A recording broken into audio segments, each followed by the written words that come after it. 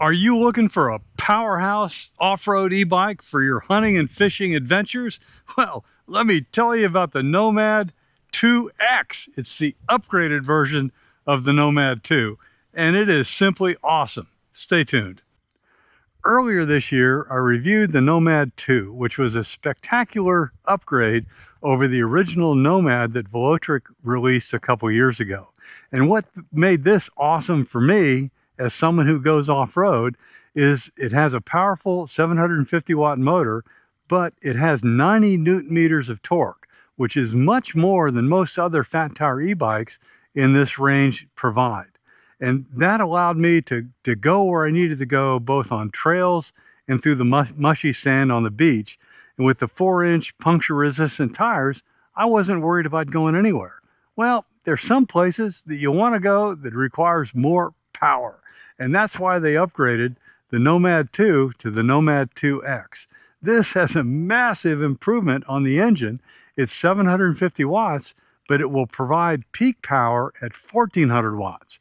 Now here's the cherry on top of the ice cream. It has 105 newton meters of torque. And what that means is you can move up tougher terrain, higher hills, higher angle of approach, because torque is what's going to get you over obstacles.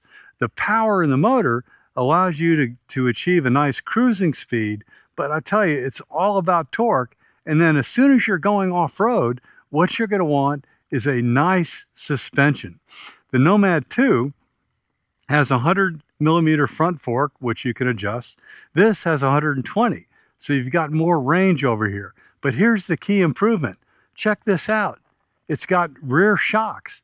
Over here, you've got the suspension seat post to do the same thing. So it's always much better to have all that built in. So between the power, the torque, and the suspension, you're guaranteed a smooth ride. And that's amplified by the fact that they both have hydraulic brakes and 8 speeds. And you know, speeds match up with the power assist to make sure you can ascend hills and bumps and things like that with ease. Now, the best thing I like about both these bikes is how customizable they are. This, if you unlock it, has a top speed of 28 miles an hour, just like the Nomad 2. Here in North Carolina, I'm leaving mine set at 20 miles an hour, which is the max for a Class 2 e-bike. But here's the thing. It's got 15 different levels of pedal assist. They come in 3 different ranges. You got Eco, Trail, and then Boost. And each one of those profiles has 5 different levels. So you're never going to find yourself ghost pedaling like you do on a standard e-bike that maybe gives you 3 to 5 levels of pedal assist. But once you've gotten up in the gears, you end up just kind of churning, and that's frustrating. But the other thing that's critical on both these bikes is that they give you a menu selectable option to switch between a torque sensor and a cadence sensor. Well, with a torque sensor, which is what I prefer, and I just leave it in torque all the time, you get the ability to put gentle pressure against the pedals, and it's going to give you that resistance that makes it comfortable. And the torque sensor is what you need when you're going off-road, up steep hills, in challenging terrain, and things like that. Well, now you can use the cadence sensor if you're going on a long level drive and you just want to cruise and not have a lot of stress. So Velotric is the only e-bike company I know that has made that so easy to do. But there's more. If you're off-road, you're away from civilization. So you need to have the power and the payload to get whatever you're hunting or fishing back to your truck. And the upgraded battery on the 2X will give you a 75-mile range with pedal assist and a 50-mile-an-hour range just on throttle. Now, obviously, if you pedal more, you're going to go farther. If you don't throttle as much, you're going to go farther. So keep that in mind. But here's where it gets really interesting. I've never seen an e-bike that claims and is rated at 1,000 pounds of towing capacity. You could haul a couple deer back You know, yours and your buddy on a trailer with 1,000 pounds of towing capacity, and it's got reinforced hookups exactly for the trailer you would need to haul that heavy weight. And talking about payload, we're talking about 560 pounds of payload, which is awesome. Even the rear rack can haul 120 pounds.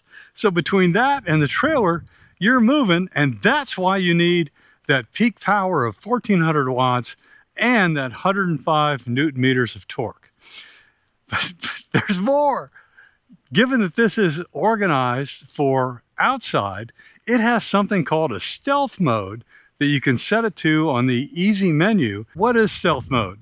Stealth mode allows you to turn off your headlights with one click. It dims the display, so if you're sneaking up at night, you're not glaring light all over the place. And then it reduces the top speed of your motor to make it quieter. And that way, you can move almost silently through the woods. One more thing on moving from A to B, this has a 170 millimeter chainring, which is fairly large, which means for each turn of the pedal, you're moving it farther, and that allows you to get more out of the gears and the pedal assist.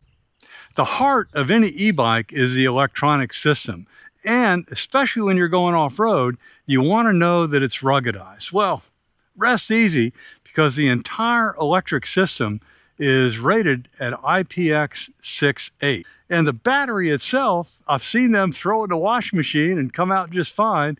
It's rated at IPX7. So when you're outside in brutal weather, you don't need to worry about the electronics failing. Let me show you real quick how easy the menu system is to use. You turn on the menu by pressing the button up here on the top.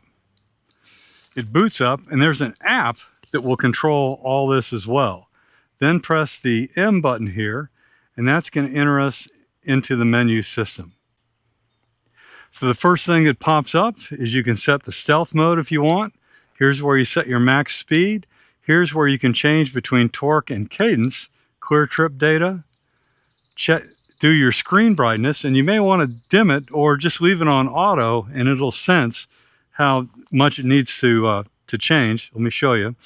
It's set on auto right now, but you can easily change it to 5 different levels, and you can see how the brightness changes.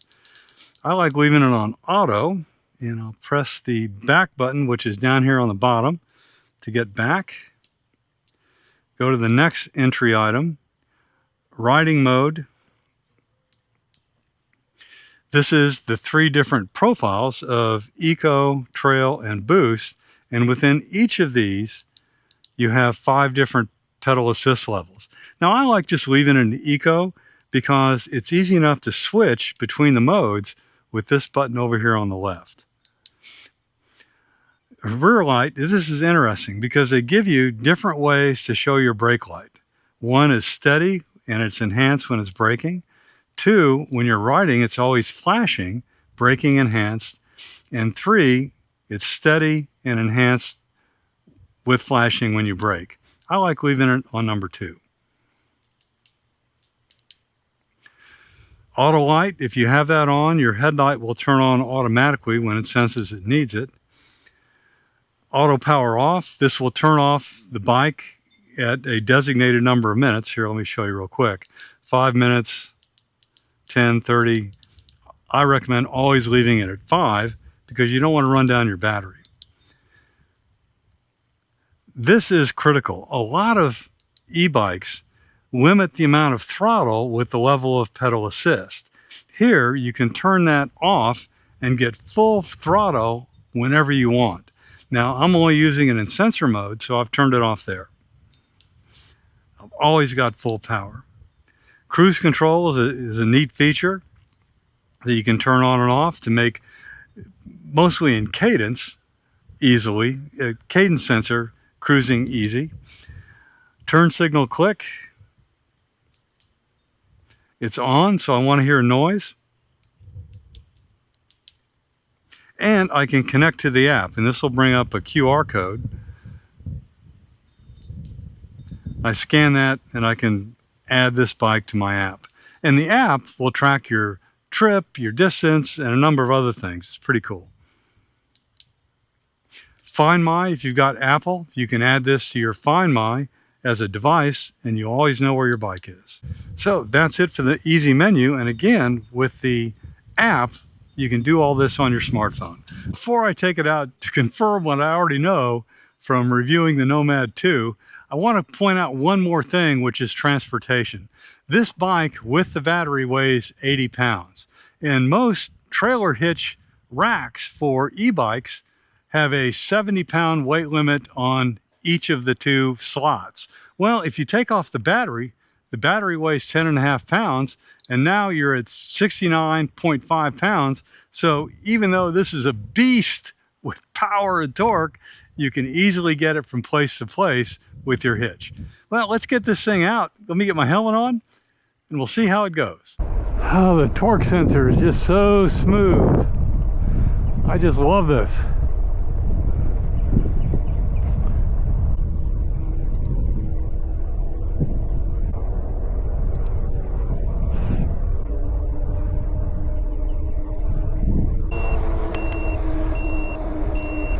You can hear the turn signal beeping, and you can see it right here on the display.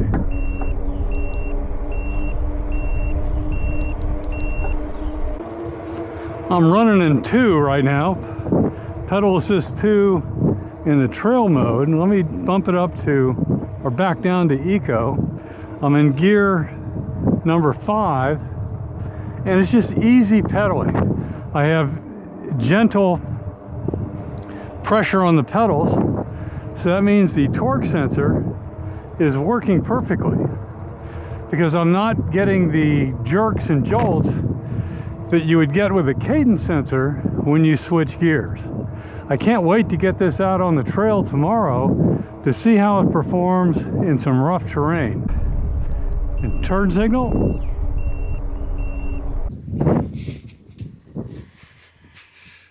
I tell you, that was awesome.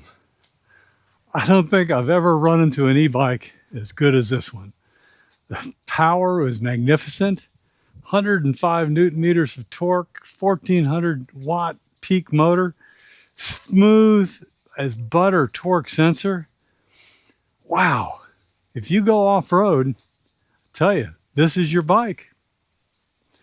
Comments? Do you guys have thoughts on this? Throw it down below. I can't wait to get this on the trail tomorrow.